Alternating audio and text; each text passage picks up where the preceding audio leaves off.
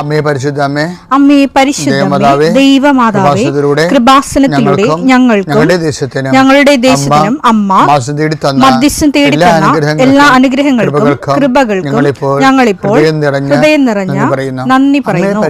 അമ്മേ പരിശുദ്ധമ്മേ ദൈവമാതാവേ, 2004 ഡിസംബർ 7 ഉച്ചകഴിഞ്ഞ് 2:30 കൃപാസനത്തിൽ സംഭവിച്ച അമ്മയുടെ പ്രത്യക്ഷപ്പെടലിനെ കുറിച്ച് തിരുസഭയ്ക്ക് സമർപ്പിച്ചിരിക്കുന്ന പഠനരേഖകളുടെ മേൽ സഭാത്മകമായ പഠനം ആരംഭിക്കുവാൻ ഞങ്ങൾ പ്രാർത്ഥിക്കുന്നു. അമ്മേ പരിശുദ്ധമേ, ഭൂസ്വർലോകങ്ങളുടെ രാജ്ഞിയായ അങ്ങേയ്ക്ക് ഭൗമസംരക്ഷണത്തിനായി പ്രപഞ്ചപ്രകൃതിയെ തന്നെ തിരുസഭ പ്രതിഷ്ഠിക്കുവാൻ ഈ പ്രത്യക്ഷീകരണം വഴി ഇടയാക്കണമേ. പരിശുദ്ധമേ, ജപമാല മാതാവേ, സകല കൃപാസനം പ്രാർത്ഥനയോടും ചേർത്ത് ഞങ്ങളിപ്പോൾ പ്രാർത്ഥിക്കുന്ന ഈ കുടുംബത്തിന്റെ പ്രത്യേക നിയോഗം മക്കളെ, അമ്മയുടെ പ്രത്യക്ഷീകരണത്തിന്റെ ഈ അനുഗ്രഹവേളയിൽ ഞങ്ങൾക്ക് സാധിച്ചു തരുവാൻ കനിയണമേ. ആമേൻ. വിശ്വാസ പ്രമാണം.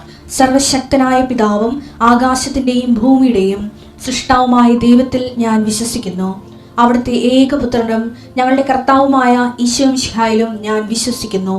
ഈ പുത്രൻ പരിശുദ്ധാത്മാവിനാൽ ഗർഭസ്ഥനായി കന്യകാമറിയത്തിൽ നിന്ന് പിറന്ന് പൊന്തിയോസ് പീലാത്തോസിന്റെ കാലത്ത് പീഡകൾ സഹിച്ച് കുരിശിൽ തറയ്ക്കപ്പെട്ട് മരിച്ച് അടക്കപ്പെട്ട് പാതാളങ്ങളിൽ ഇറങ്ങി മരിച്ചവരുടെ ഇടയിൽ നിന്ന് 3-ാം നാൾ ഉയർത്ത് സ്വർഗത്തിലേക്ക് എഴുന്നള്ളി സർവശക്തിയുള്ള പിതാവായ ദൈവത്തിന്റെ വലതുഭാഗത്തിരിക്കുന്നു.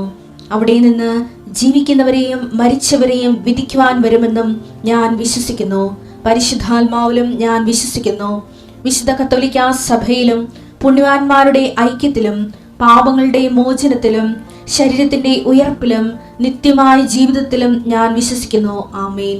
സുഖസ്ഥനായ ഞങ്ങളുടെ പിതാവേ, അങ്ങയുടെ നാമം പൂജിതമാകണമേ. അങ്ങയുടെ രാജ്യം വരണമേ. അങ്ങയുടെ തിരുമനസ് സ്വർഗത്തിലെ പോലെ ഭൂമിയിലും ആകണമേ. അന്നു വേണ്ടുന്ന ആഹാരം ഇന്ന് ഞങ്ങൾക്ക് തരണമേ. ഞങ്ങളോട് തെറ്റ് ചെയ്യുന്നവരോട് ഞങ്ങൾ ക്ഷമിക്കുന്നത് പോലെ ഞങ്ങളുടെ തെറ്റുകൾ ഞങ്ങളോടും ക്ഷമിക്കണമേ. ഞങ്ങളെ പ്രലോഭനത്തിൽ ഉൾപ്പെടുത്തരുതേ, തിന്മയിൽ ഞങ്ങൾ രക്ഷിക്കണമേ. ആമേൻ. നന്മ നിറഞ്ഞ മറിയമേ, സ്വസ്തി. കർത്താവ് അങ്ങയുടെ കൂടെ സ്ത്രീകളിൽ അങ്ങ് അനുഗ്രഹിക്കപ്പെട്ടവളാകുന്നു. അങ്ങയുടെ ഉദരത്തിൻ ഫലമായി ഈശോ അനുഗ്രഹിക്കപ്പെട്ടവനാകുന്നു. പരിശുദ്ധ മറിയമേ, തമ്പുരാന്റെ അമ്മേ, പാപികളായ ഞങ്ങൾക്ക് വേണ്ടി ഇപ്പോഴും ഞങ്ങളുടെ മരണസമയത്തും തമ്പുരാനോട് അപേക്ഷിക്കണമേ. ആമേൻ. കർത്താവേ, നിന്റെ ഉന്നതമായ നാമത്തിന് സ്തോത്രം ചെയ്യുന്നു. കർത്താവേ, നിന്റെ വിശുദ്ധ പൗരോഹിത്യത്തെ മഹത്വപ്പെടുത്തണമേ. കർത്താവ്, ഈ പ്രഭാതത്തിലെ അങ്ങയുടെ മക്കളെ കാത്ത് കൊതിച്ചിരിക്കുകയാണ് ഈശോയെ. നിന്റെ വലതുകരത്തിൻ്റെ ഒരാശീർവാദം കിട്ടാൻ വേണ്ടി. കർത്താവെ, ഇന്ന് യാത്രയ്ക്ക് ഒരുങ്ങുന്ന ഓരോ മക്കളുണ്ട്. ഓരോ ഉദ്യമങ്ങളിലൂടെ മനസ്സിൽ വിചാരിച്ചുകൊണ്ട് പോകുന്നവരുണ്ട്. ഓരോ ലക്ഷ്യങ്ങൾ മനസ്സിൽ വെച്ച് പോകുന്നവരുണ്ട്. കർത്താവെ, നിന്റെ തിരുമുറുവാർന്ന് ആണിപ്പെടുതാന്ന് വലതുകരം മക്കളുടെ ശിരസ് വെക്കണമേ. അവർ പോകുന്നിടത്തേക്കല്ല, നീ പോകുന്നിടത്തേക്കെല്ലാം ഞാൻ നിന്റെ കൂടെ വരുമെന്ന് കർത്താവ് അങ്ങ് പറഞ്ഞിട്ടുണ്ടല്ലോ ഈശോയെ. അങ്ങയുടെ സഞ്ചാര സാന്നിധ്യം അങ്ങയുടെ മക്കളുടെ കൂടെ ഉണ്ടായിരിക്കണമെന്ന് പ്രാർത്ഥിക്കുന്നു. കർത്താവെ, ഉദ്യോഗത്തിൻ്റെ കാര്യത്തിന് വേണ്ടി പോകുന്നവരുണ്ട്, പഠന കാര്യങ്ങൾക്ക് വേണ്ടി പോകുന്നവരുണ്ട്, ജീവിത വ്യാപാരങ്ങൾക്ക് സാമ്പത്തിക കാര്യങ്ങൾക്ക് വേണ്ടി പോകുന്നവരുണ്ട്, ജോലി സംബന്ധമായ കാര്യങ്ങൾക്ക് വേണ്ടി പോകുന്നത് അവരുടെ എല്ലാം കർത്താവിന് തിരുസേന സമർപ്പിക്കുന്നു. ടെസ്റ്റ്, ഇൻ്റർവ്യൂ, പരീക്ഷ, അതുപോലെ ഏജൻസി, ക്രയവിക്രയങ്ങൾ, ജീവിതമാർഗങ്ങൾ, വിദൂര യാത്രകൾ, അങ്ങനെ ബന്ധുത്വം മുറക്ക് പോകുന്ന വിവാഹ യാത്രകൾ, ഈശോയെ എവിടെയെല്ലാമൊക്കെ പോകുന്നു അവിടെയെല്ലാം അങ്ങയുടെ മക്കളുടെ കൂടെ നീ ഉണ്ടാകണമേ എന്ന് പ്രാർത്ഥിക്കുന്നു. ഇന്നത്തെ മുഴുവൻ യാത്രകളിൽ കർത്താവ് നിൻ്റെ കൂടെ ഉണ്ടാവുകയും മാതാവ് നിൻ്റെ വലതുകരം ഗ്രഹിക്കുകയും സഞ്ചാരി മാതാവ് രാത്രി നീ തിരികെ വരുമ്പോൾ നിന്നെ ആരോഗ്യത്തോടെയും സമാധാനത്തോടെയും സുരക്ഷിതമായി ദൈവം നിന്നെ തിരികെ എത്തിക്കുകയും ചെയ്യട്ടെ. നിത്യം പിതാവും പുത്രനും പരിശുദ്ധാത്മാവും സുരക്ഷ നീക്കുവാണ്. നമുക്കറിയാമോ, ഏറ്റവും കൂടുതൽ ധാർമ്മികമായി ഏറ്റവും കൂടുതൽ ആൻറ്റി ക്രിസ്ത്യൻ ആയിരിക്കുന്നത് ആരാണ്? ജനാധിപത്യ രാജ്യങ്ങളിലെ ജുഡീഷ്യറിയാണ് ശരിക്കും. നമ്മളിപ്പോൾ ഈ അലഹബാദിൽ നിന്നൊക്കെ കേൾക്കുന്ന കാര്യങ്ങളില്ലേ, ഇതെല്ലാം വെള്ളക്കാരൻ്റെ കോടതി നേരത്തെ തീരുമാനമായ കാര്യങ്ങളാണ്. ഒരു ഫെഡറൽ രാജ്യങ്ങളിൽ അവർ മനുഷ്യന് ഹ്യൂമനിസത്തിൻ്റെ പേരിൽ മനുഷ്യൻ്റെ സ്വാതന്ത്ര്യത്തിന് ഒരു ദൈവികത കൽപ്പിക്കും. എന്നിട്ട് അതിനെ മതത്തിൽ നിന്നും ദൈവവിശ്വാസം അടർത്തി മാറ്റും. മനുഷ്യൻ്റെ തനത് സ്വാതന്ത്ര്യത്തിന് പ്രാധാന്യം കൊടുക്കും. എന്ന് വെച്ചാൽ ജനാധിപത്യ രാജ്യങ്ങൾ, ഫെഡറൽ റിപ്പബ്ലിക്കുകൾ ചവിട്ടി തള്ളിക്കളയണത് ആരെയാണ്? ക്രിസ്തുവിനെ തന്നെയാണ് ചവിട്ടി മാറ്റുന്നത്. അപ്പോൾ ഇതിൻ്റെ വാങ്ങലാണ് ഇവിടുത്തെ കോടതി എടുത്തിരിക്കുന്നത്. നമ്മൾ അവിടെ വെള്ളക്കാരെ എന്തെങ്കിലും കാണിച്ചു കഴിഞ്ഞാൽ അത് നമുക്ക് ഇവിടെ കാണാൻ പറ്റും. യൂണിയൻ ജാക്കിൻ്റെ പതാക 47 നമ്മൾ ആ പതാക താഴ്ത്തി എന്നൊക്കെ പറഞ്ഞിട്ട് കാര്യമില്ല. മാനസിക അടിമത്തങ്ങളും കൊളോണിയൽ അടിമത്തങ്ങളും ഇപ്പോഴും ജുഡീഷ്യറിയിൽ നിലനിൽക്കുകയാണ്. അത് നമ്മൾക്ക് നമ്മുടേതായിട്ടുള്ള ഒരു ജുഡീഷ്യറി, നമ്മുടെ രാജ്യത്തിൻ്റെ സംസ്കാരത്തിന് പറ്റിയൊരു ജുഡീഷ്യറി ആണ് നമ്മൾ ജനങ്ങളെ നമ്മുടെ ഭരണഘടനയിൽ നിന്ന് പ്രതീക്ഷിക്കുന്നത്. അല്ലാതെ ഒരു ഫെഡറൽ റിപ്പബ്ലിക്കിൻ്റെ മതേതരമായിട്ടുള്ളൊരു സെക്യുലർ മനുഷ്യൻ്റെ സ്വാതന്ത്ര്യത്തിൻ്റെ അടിസ്ഥാനത്തിലല്ല മാനുഷിക കാര്യങ്ങളെ പരിഗണിക്കേണ്ടത്.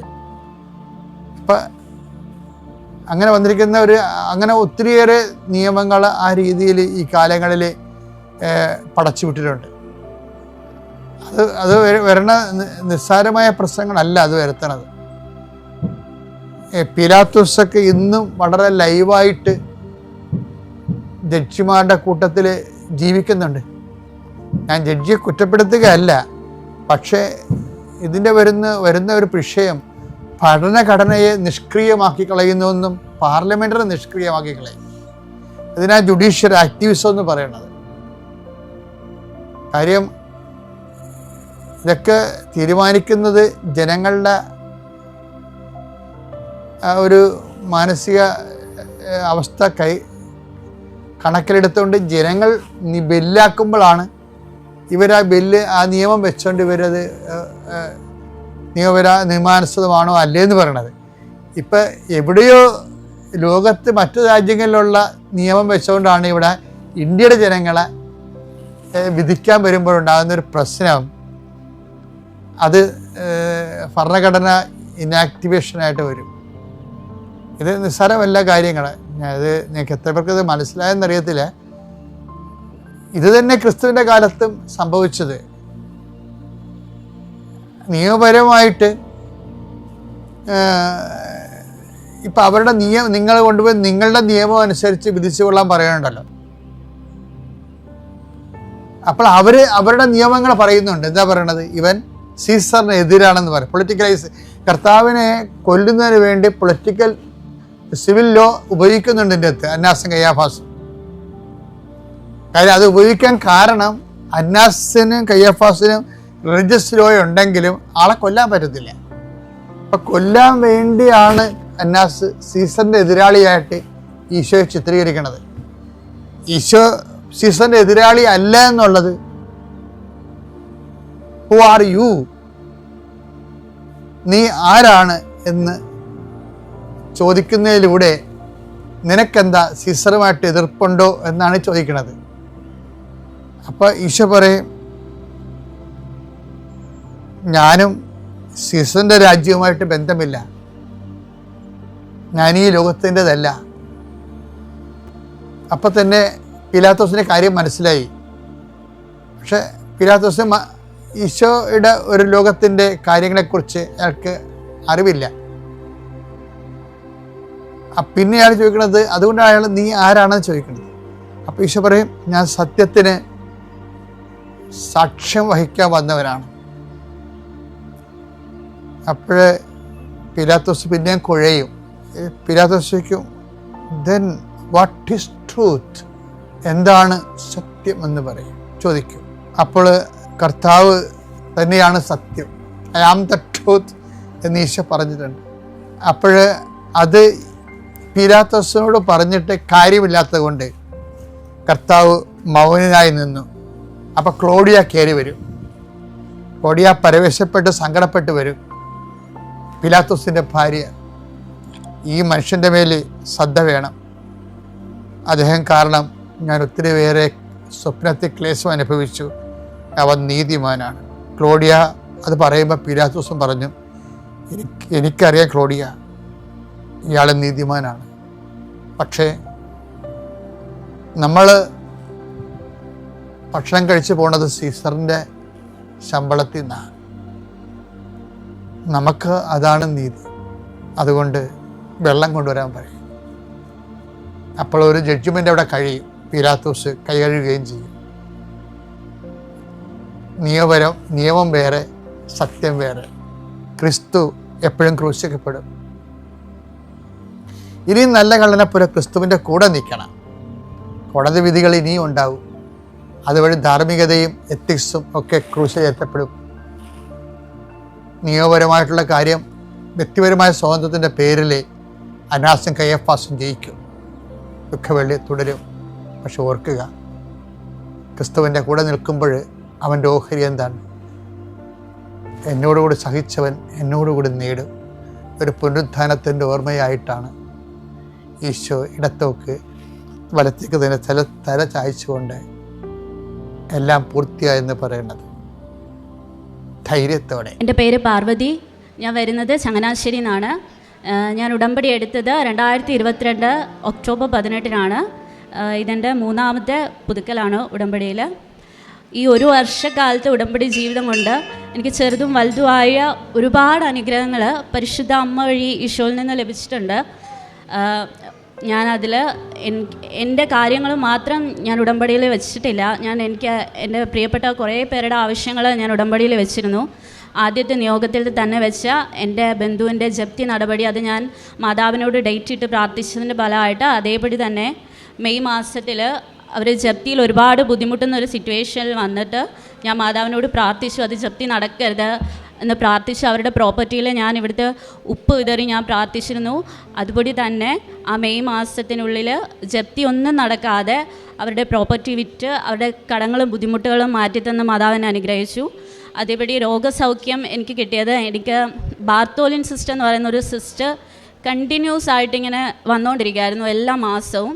അത് നമ്മുടെ ഇൻറ്റിമേറ്റ് ഏരിയയിൽ വരുന്നൊരു സിസ്റ്റാണ്. അപ്പോൾ ഞാൻ ഒരുപാട് അതുമായിട്ട് ബുദ്ധിമുട്ടിയിരുന്നു. നമ്മൾ കണ്ടിന്യൂസ് ആൻറ്റിബയോട്ടിക് എടുത്ത് ഓയിൽമെൻറ്റ് ഒക്കെ യൂസ് ചെയ്ത് ഞാൻ ഒരുപാട് ബുദ്ധിമുട്ടിയിരുന്നു.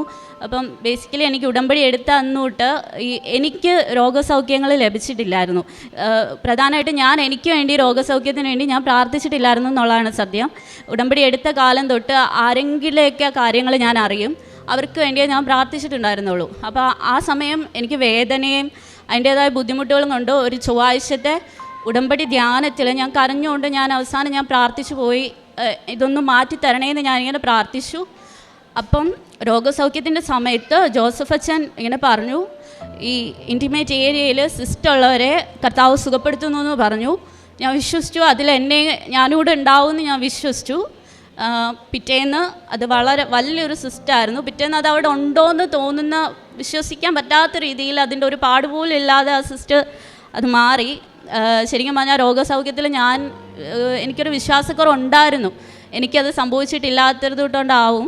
പക്ഷെ അന്ന് മുതൽ എനിക്ക് ഉടമ്പടി തൈലവും ഉപ്പും തേനും എനിക്ക് വിശ്വാസമാണ്. കാരണം ഞാൻ പിന്നീട് ആ സിസ്റ്റ് പോകുന്ന അവസാനം ഞാൻ ടാബ്ലറ്റ് എല്ലാം യൂസ് ചെയ്ത് മടുത്ത് ഞാൻ യൂസ് ചെയ്തത് ഉടമ്പടി ഉപ്പും തൈലവും തേനും മാത്രമാണ്. ഞാൻ വേറെ ഒന്നും ഞാൻ യൂസ് ചെയ്തില്ല. ഞാൻ വിശ്വാസ പ്രമാണം ചൊല്ലി അത് ഉപയോഗിക്കാൻ മാത്രമേ ഞാൻ ചെയ്തിട്ടുള്ളൂ. അതിന് ഞാൻ ഈശ്വരനും മാതാവിനോട് 1000 നന്ദി പറയുന്നു. പിന്നെ ഞാൻ പ്രധാനമായിട്ടും പറയാൻ ആഗ്രഹിക്കുന്നത്, ഞാൻ ബേസിക്കലി ഒരു നഴ്സിംഗ് ബാക്ക്ഗ്രൗണ്ട് ഉള്ള ആളല്ല, ഒരു മെഡിക്കൽ ബാക്ക്ഗ്രൗണ്ട് ഉണ്ട്. അപ്പം ഞാൻ പുറത്തോട്ട് പോകാൻ ആഗ്രഹിച്ചിരുന്നു. ത്രൂ ഏജൻസി പോകാനായിട്ടുള്ള ഫിനാൻഷ്യൽ ബുദ്ധിമുട്ട് കാരണം ഒരു ഡയറക്റ്റ് വിസ ഇങ്ങനെ കെയറർ വിസ ഡയറക്റ്റ് കിട്ടുന്നു എന്നിങ്ങനെ അറിഞ്ഞപ്പം എനിക്ക് അതിനെപ്പറ്റി ഒന്നും അറിയില്ല. കൃപാസനത്തിൽ വന്നിരുന്ന് കേട്ടത് വെച്ച് മാത്രം ഞാൻ ഒരു നിയോഗം എഴുതുകയാണ് മേളിയിരുന്ന്. എനിക്ക് മാതാവേ, എനിക്കത് ഡയറക്റ്റ് പ്ലേസ്മെൻറ്റിൽ കിട്ടണം, എനിക്ക് പൈസ കൊടുത്ത് പോകാനുള്ള അത്രയും എമൗണ്ട് കൊടുത്തു പോകാനുള്ള സാമ്പത്തികം ഇല്ല, എനിക്കത് ഡയറക്റ്റ് കിട്ടണമെന്ന് പറഞ്ഞു. അങ്ങനെ ഞാൻ പ്രാർത്ഥിച്ചു. ഞാൻ പ്രാർത്ഥിക്കുന്നതിൽ ഉടമ്പടി നിബന്ധനകളൊക്കെ ഞാൻ ചെയ്യുന്നുണ്ടായിരുന്നു.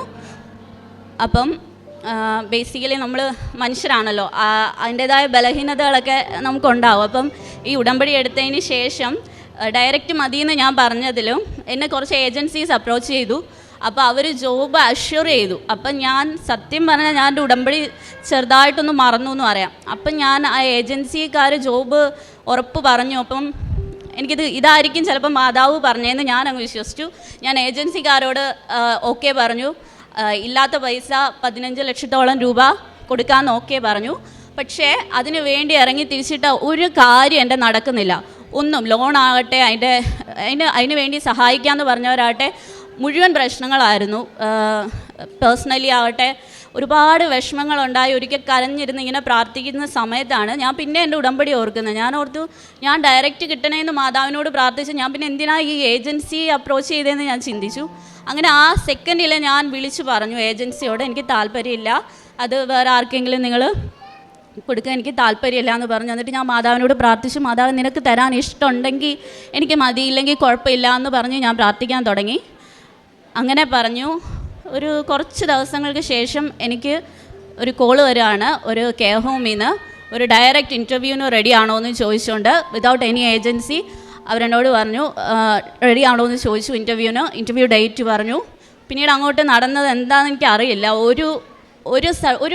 ഒരു ഡോക്യുമെൻറ്റ്സിന് പോലും എനിക്കൊന്നും ബുദ്ധിമുട്ടേണ്ട വന്നിട്ടില്ല. ഒന്നും അറിയാത്ത എനിക്ക് ആരോ ചെയ്തു തരികയാണ് എല്ലാം. PCC മെഡിക്കൽ, അതിന് IELTS ആണെങ്കിലും എല്ലാം. ഞാൻ മലയാളം മീഡിയം സ്റ്റുഡൻ്റാണ്.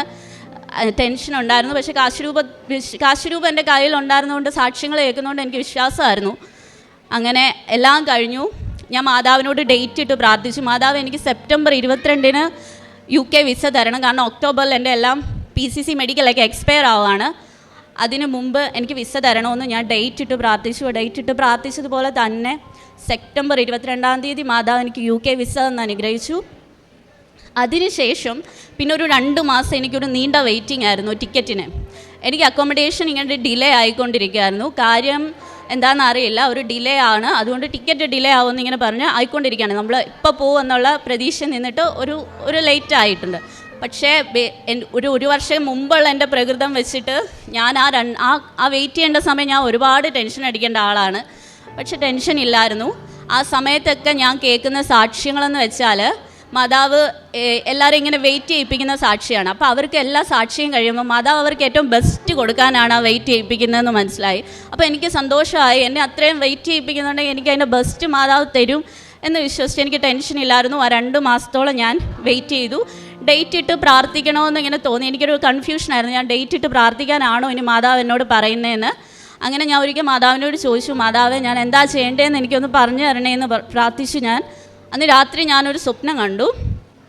ഇവിടെ നിന്ന് ഒരു ചേച്ചി സാക്ഷ്യം പറയാണ്. ആ ചേച്ചി പറഞ്ഞതിലൊരു സെൻറ്റൻസ് മാത്രമേ എനിക്ക് ഓർമ്മയുള്ളൂ. 15 ദിവസം ഞാൻ പ്രാർത്ഥിച്ചു. ആ ഒരൊറ്റ സെൻറ്റൻസേ ഞാൻ ഓർക്കുന്നുള്ളൂ.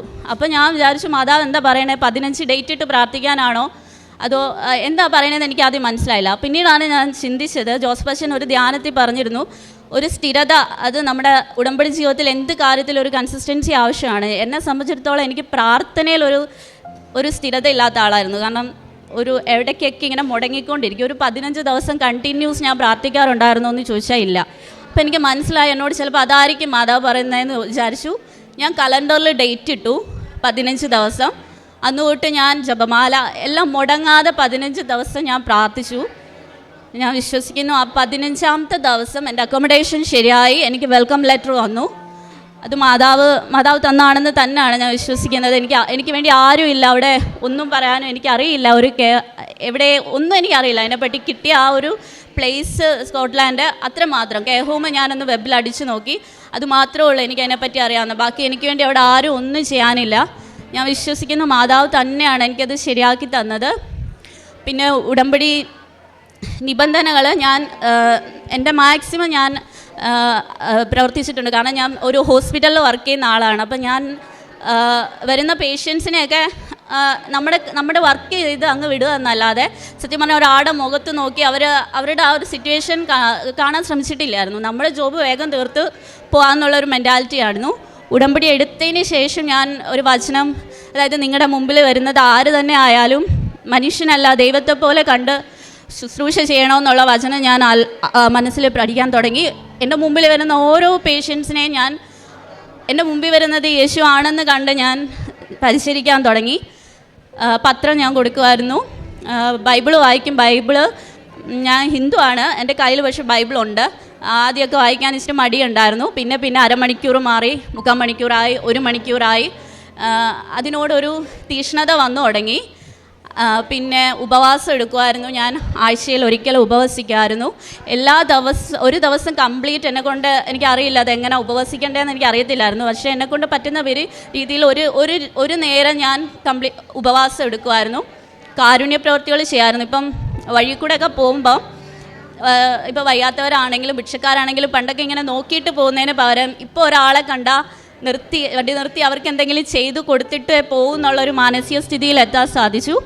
പിന്നെ എൻ്റെ മുമ്പിൽ ഉടമ്പടി എടുത്തെന്ന് തൊട്ട് മാതാവ് ഓരോരുത്തരെയും കൊണ്ടുവരും. അവരുടെയൊക്കെ വിഷമങ്ങൾ കേൾക്കുമ്പം ഞാൻ കൂടുതൽ സത്യം പറഞ്ഞാൽ എനിക്ക് വേണ്ടി പ്രാർത്ഥിച്ചിട്ടില്ല. ഞാൻ പ്രാർത്ഥിച്ചിട്ടുള്ളത് എൻ്റെ മുമ്പിൽ വന്ന് വിഷമിച്ചിട്ടുള്ളവർക്ക് വേണ്ടിയാണ്. അപ്പം ഞാൻ സത്യമായിട്ട് വിശ്വസിക്കുന്നു, നമ്മുടെ ഉടമ്പടി നമ്മളിവിടെ പറഞ്ഞാൽ മാത്രം മതി, ബാക്കി മാതാവ് നോക്കിക്കോളും. നമ്മുടെ ഉടമ്പടി ഓർത്ത് നമ്മൾ വിഷമിക്കുകയേ വേണ്ട. നമ്മൾ മറന്നാലും അത് മാതാവ് ഓർക്കുന്നുണ്ടാവും. പകരം നമ്മുടെ മുമ്പിൽ ദൈവം കൊണ്ടുതരുന്ന കുറച്ച് കാര്യങ്ങളുണ്ട്, അത് നമ്മൾ കണ്ണടയ്ക്കരുത്. നമ്മൾ ഇപ്പോഴത്തെ ഈ നാട്ടിലൊക്കെ ജീവിക്കുമ്പോൾ നമുക്ക് പലതും മടി തോന്നും എന്താ ചെയ്യാനായിട്ട്. പക്ഷേ അത് നമുക്ക് ദൈവം മുമ്പിൽ തരുന്നതാണ്. നമ്മളത് മാതാവിനെ മനസ്സിൽ വിചാരിച്ച് അത് ചെയ്യുക. നമ്മുടെ നിയോഗങ്ങൾ ഓർത്തൊന്നും വിഷമിക്കരുത്. എനിക്ക് വിശ്വാസമുണ്ട്, നമ്മൾ മറന്നുപോയാലും ദൈവം അത് മറക്കില്ല എന്ന് എനിക്ക് എൻ്റെ ജീവിതത്തിലൂടെ മനസ്സിലായതാണ്. അങ്ങനെ എനിക്ക് ടിക്കറ്റ് വന്നു. ഈ 24 ഞാൻ പോവുകയാണ് UK. എനിക്ക് ഇത്രയും അനുഗ്രഹങ്ങൾ തന്ന മാതാവിനും ഈശോയ്ക്കും 1000 നന്ദി പറയുന്നു. പരിശുദ്ധ അമ്മയുടെ വലിയ സാന്നിധ്യത്തിൽ മധ്യസ്ഥ സഹായത്താൽ ഇടപെടൽ ലഭിച്ച അനുഭവത്തിൻ്റെ സാക്ഷ്യമാണ് കേട്ടതിൽ. വളരെ വ്യക്തമായിട്ട് ഈ മകൾ തന്നെ പറയുന്നുണ്ട് ഇതിൻ്റെ പിന്നിൽ. അവസാനം പറഞ്ഞു നിർത്തിയതുപോലെ ദൈവം ഉടമ്പടിയിൽ വെച്ചിട്ടുള്ള നിയോഗങ്ങളൊക്കെ ഓർക്കും എന്ന് പറയാനായിട്ടൊരു കാര്യമുണ്ട്. അത് സാക്ഷ്യത്തിൽ വ്യക്തമായിട്ട് പറഞ്ഞിട്ടുണ്ട്. അതായത് ഒരു ഡയറക്റ്റ് ഇൻ്റർവ്യൂ എന്നാണ് നിയോഗം വെച്ചിരുന്നത്. അതിനുശേഷം ഏജൻസി വഴി ട്രൈ ചെയ്യാൻ നടത്തിയപ്പോൾ ഒന്നും നടന്നില്ല. പിന്നീട് അമ്മ ഉടമ്പടിയിൽ വെച്ചതുപോലെ മാത്രമേ കാര്യങ്ങളൊക്കെ ക്രമീകരിച്ചു എന്നുള്ളൊരു അനുഭവത്തിൻ്റെ പശ്ചാത്തലത്തിലാണ്. അപ്പം ഒരു അനുഭവമാണ് നമ്മളെ ബോധ്യങ്ങളെ രൂപപ്പെടുത്തുന്നത്. ഒരു പക്ഷേ നമുക്ക് ദൈവത്തിലും മാതാവിലും വിശ്വാസമില്ല എന്ന് പറയുമ്പോഴും അത് വിശ്വാസത്തിൻ്റെ തുറവയോടുകൂടി നമ്മൾ ഈ സാക്ഷ്യങ്ങൾ കേട്ടാൽ പോലും നമുക്കൊരു ഫസ്റ്റ് ഇന്ധനത്തിന് ആദ്യം കിട്ടും. പിന്നെ തുടക്കത്തിൽ നമ്മൾ പ്രാർത്ഥിച്ചൊരുങ്ങിയ ഈ അനുഭവം നമുക്ക് സ്വന്തമാകാനായിട്ട് ഉടമ്പടി നമ്മളെ സഹായിക്കുന്ന ഈ മകൾ വ്യക്തമായിട്ട് പറയുന്നുണ്ട്. അത് ബോധ്യത്തിൽ നിന്നാണ്, ഇത് പഠിച്ച് പറയുന്നതല്ലല്ലോ സാക്ഷ്യങ്ങൾ, ആ അനുഭവത്തിൽ നിന്ന്. അപ്പം ഈ മകളുടെ ബോധ്യം ഇതാണ്, ദൈവം നമ്മൾ ഉടമ്പടിയിൽ വെച്ച പ്രാർത്ഥിച്ച കാര്യങ്ങൾ ഓർത്ത് തന്നെ വെക്കും. അതിന് സമയത്തിൻ്റെ ക്രമം അനുസരിച്ച് ദൈവം അതെല്ലാം ക്രമീകരിക്കുന്നുള്ള റോമാക്കാർക്ക് എഴുതിയ 8:24 പറയുന്നവരെ തന്നെ സ്നേഹിക്കുന്നവർക്ക് തൻ്റെ പദ്ധതി അനുസരിച്ച് വിളിക്കപ്പെടുന്നുള്ള അവിടെ നിന്നെല്ലാം നന്മയ്ക്കായിട്ട് പരിണമിക്കുന്നുള്ളത്. രണ്ടാമത്തേത്, ഇത് മാതാവ് ഇപ്പം നമുക്കൊരു ചോദ്യം എപ്പോഴും ഉണ്ടാവാം, ഇവിടെ വന്ന് ഉടമ്പടി എടുത്തതല്ല, അല്ലെങ്കിൽ തന്നെയും UK കാര്യങ്ങളൊക്കെ സെറ്റായേനെ റെഡി ആയേനെ എന്നൊരു മാനുഷിക യുക്തിയിൽ നിന്നുണ്ടാകുന്നൊരു ചോദ്യം മനുഷ്യർക്ക് സ്വാഭാവികമാണ്. ഇവിടെ വന്നതൊരു കോയിൻസിഡൻസ് ആണ്, വന്നുപോയി ലോട്ടറി എടുത്തതുപോലെ ചിലപ്പോൾ കിട്ടിയതാണെന്ന് വേണമെങ്കിൽ കരുതാം. എത്രയോ പേര് ഉടമ്പടി എടുക്കുന്നു, ചില കാര്യങ്ങൾ നടക്കുന്നു എന്ന് ചിന്തിക്കുന്നത് മാനുഷികത്വം. പക്ഷേ അവിടെയും ഇവിടെ ഉടമ്പടി എടുക്കുമ്പം മാതാവ് 2 രീതിയിലാണ് പ്രധാനമായിട്ട് ഉടമ്പടി എടുത്ത് കഴിഞ്ഞതിന് ശേഷം സംസാരിക്കുന്നത്. ഒന്ന്, ഉടമ്പടി ആരാധനയിലൂടെയാണ്. അത് നിങ്ങൾ മിസ് ചെയ്തതെന്ന് അച്ഛൻ എപ്പോഴും, കാരണം ഇവിടെ പറയുന്ന സാക്ഷ്യങ്ങൾ കേൾക്കുമ്പോൾ നിങ്ങൾക്ക് വ്യക്തമാണ് ഇവിടെ ഔദ്യോഗികമായിട്ട് നമുക്കൊരു ശുശ്രൂഷ അത് മാത്രമാണ്. ഈ ചൊവ്വാഴ്ച നമ്മൾ അപ്ലോഡ് ചെയ്യുന്ന ആരാധന. ഇവിടെ ഈ മകളുടെ വ്യക്തിപരമായൊരു രോഗസൗഖ്യത്തിൻ്റെ അനുഭവം ഈ മകൾ പറയുന്നുണ്ട്. അതായത് വ്യക്തിപരമായിട്ട് എനിക്ക് ഇതിലൊന്നും വിശ്വാസം ഇല്ലായിരുന്നു എന്നാണ് പറയണത്. അപ്പോൾ അങ്ങനെ, പക്ഷേ ഒരു തുറവയുണ്ട് വിശ്വാസത്തിൻ്റെ, അതുകൊണ്ട് മാതാവ് അത് വെളിപ്പെടുത്തി കൊടുത്തിട്ടുണ്ട്. അങ്ങനെ ഒരു സൗഖ്യം സാധ്യമാണ്. മരുന്ന് കഴിക്കുന്നതിനേക്കാൾ അപ്പുറം വിശ്വാസത്തിലും പ്രാർത്ഥിച്ച സൗഖ്യം ലഭിക്കുമെന്ന് ഇനിയിപ്പം കേട്ടിട്ട് നമ്മൾ വിശ്വസിച്ചില്ല എന്നുള്ളതൊക്കെ രണ്ടാമത്തെ കാര്യം. പക്ഷേ ആ മകൾക്ക് ഓൾറെഡി ഒരു മെഡിക്കൽ ഫീൽഡ് വർക്ക് ചെയ്യുന്ന ഒരാളും കൂടെ ആയതുകൊണ്ട് അത് വ്യക്തമായിട്ട് മനസ്സിലാവാനായിട്ട് ഉടമ്പടി ആരാധന സഹായിച്ചു. രണ്ടാമത്തത് അതിൻ്റെ മുകളിൽ, അതായത് മാതാവ് തന്നെ വ്യക്തമായിട്ടൊരു അടയാളം തരും. അതായത് മാതാവ് ഈ വിഷയത്തിൽ ഇടപെട്ടിട്ടുണ്ടെന്ന്. അതും നിങ്ങൾക്ക് സാക്ഷ്യങ്ങൾ കേൾക്കുമ്പോൾ വ്യക്തമാണ്. ഇപ്പോൾ എത്രയേറെ സാക്ഷ്യങ്ങളാണ് ഇപ്പോൾ ഇവിടെ വരുന്ന സാക്ഷ്യങ്ങൾ, മിക്കപ്പോഴും തന്നെ മാതാവിൻ്റെ ഒരു ഇടപെടലുണ്ട്. അത് ഒന്ന് ഉടമ്പടി ആരാധനയിലൂടെ ബഹുമാനപ്പെട്ട അച്ഛനിലൂടെയും അല്ലെങ്കിൽ അന്ന് പറയുന്ന വചനത്തിലൂടെയും രോഗസൗഖ്യത്തിലൂടെയും മാതാവ് നമ്മുടെ വിഷയത്തിൽ ഇടപെട്ടുണ്ടെന്ന് കാണിക്കും. രണ്ടാമത്തെ അമ്മ തന്നെ ഇടപെടും. ഇതിൽ ഈ മകൾ വിസയ്ക്ക് വേണ്ടി അല്ലെങ്കിൽ ടിക്കറ്റിന് വേണ്ടി വെയിറ്റ് ചെയ്യുന്ന സമയത്ത് ഒരു സ്വപ്നം പോലെ അനുഭവപ്പെട്ടു എന്നുള്ളതാണ്. അതായത് കുറച്ചും കൂടെ വെയിറ്റ് ചെയ്യണമെന്നുള്ളത്. അപ്പോൾ അന്ന് കാണുന്ന ആ ദിവസങ്ങളിൽ കാണുന്ന സാക്ഷ്യങ്ങളും എല്ലാം ഈ മെസ്സേജ് തന്നെ കൺഫേം ചെയ്ത് തന്നു എന്നുള്ളതാണ്. അപ്പോൾ വിശ്വാസത്തിൽ ഇങ്ങനെ കണ്ണു തുറന്നിരിക്കുന്നവർക്ക് ദൈവം സംസാരിക്കുന്നുണ്ട്. അത് വളരെ വ്യക്തമായിട്ട് മനസ്സിലാവുന്നുണ്ട്. അപ്പോൾ എല്ലാ കാര്യങ്ങളും ക്രമീകരിച്ച് പോകുന്നുണ്ട്. അപ്പോൾ ഒപ്പം തന്നെ എന്താണ് ചെയ്തതെന്നും വ്യക്തമായിട്ട് പറയുന്നുണ്ട്. വ്യക്തമായിട്ട് ഒരു കാരുണ്യ പ്രവർത്തനങ്ങളൊക്കെ ചെയ്യാനും പ്രേക്ഷിത പ്രവർത്തനം ചെയ്യാനും ഈ മകൾ ശ്രമിക്കുന്നതായിട്ട് പറയുന്നുണ്ട്. പിന്നീട് ഇതിനുമൊക്കെ മുകളിൽ നിൽക്കുന്നത് ഒരു മനോഭാവത്തിൻ്റെ മാറ്റം. ഒരു പക്ഷേ ഈ നടന്ന കാര്യങ്ങൾക്കപ്പുറം മറ്റുള്ളവരെ സഹായിക്കാനായിട്ട് നമുക്ക് ബാധ്യതയുണ്ട്. എൻ്റെ മുമ്പിൽ വരുന്ന ഒരാൾക്ക് സന്തോഷത്തോടെ ഞാനത് ഇടപെടേണ്ടത് എൻ്റെ ഉത്തരവാദിത്തമാണ്. അതിനേക്കാളും മനോഹരം പറഞ്ഞത് അത് ക്രിസ്തുവാണ്, അത് ദൈവമാണ് എന്ന് കണ്ടുകൊണ്ട് അവരെ ശുശ്രൂഷിക്കാനായിട്ട്. അപ്പോൾ അത് ഉടമ്പടിയിൽ ഈ ഉണ്ടായതിനേക്കാളും വലിയൊരു അനുഭവമാണ്. അപ്പോൾ അങ്ങനെ ഒരു വലിയ ദൈവാനുഭവത്തിലേക്ക് ഒരു വ്യക്തിനെ കൊണ്ട് ഈ കാലഘട്ടത്തിൽ എത്തിക്കാൻ ഉടമ്പടിക്ക് സാധിക്കുന്നുണ്ടെങ്കിൽ അതിനർത്ഥം ദൈവം ഇതിനെ ആശീർവദിച്ചിട്ടുണ്ട്. അമ്മ ഇതിൻ്റെ വലിയ സാന്നിധ്യമായിട്ടുണ്ട്. അമ്മ ഈ അൾത്താരയിൽ പ്രത്യക്ഷപ്പെട്ടിട്ടുണ്ട് എന്ന് തന്നെ വിശ്വസിക്കേണ്ടതായിട്ട് വരും. ഏറെ പ്രത്യേകിച്ച് ഈ മകളുടെ ജീവിതത്തിൽ ദൈവം പരിശുദ്ധ അമ്മ വഴി നൽകിയ എല്ലാ അനുഭവത്തിനും അനുഗ്രഹത്തിനും കരങ്ങളടിച്ച് നമുക്ക് ദൈവത്തിൻ്റെ നാമം മഹത്വപ്പെടും.